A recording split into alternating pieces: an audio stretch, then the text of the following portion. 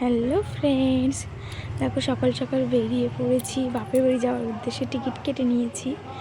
ট্রেনের থেকে নেমেই আমাদের ওখান থেকে তোমার বাসে বা ম্যাজিকে করে যেতে হয়, তাই উঠে পড়েছি। আমি আসার সময় দেখো কি সুন্দর লাগছে, আস্তে আস্তে মনে হচ্ছে গ্রামের দিকে যাচ্ছি।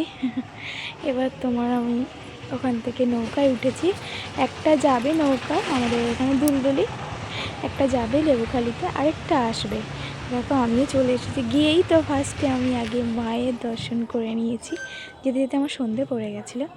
দেখো মাকে কি সুন্দর দেখাচ্ছে। বড় জেঠের বাড়ি কালী পুজোয় গেছিলাম। পরের দিন সকালে দাদা আমি বেরিয়ে পড়েছি, দাদা থেকে টোটোতে বৌদি আমি আর দাদা একটু বেরিয়েছি জল আনতে যাব বলে।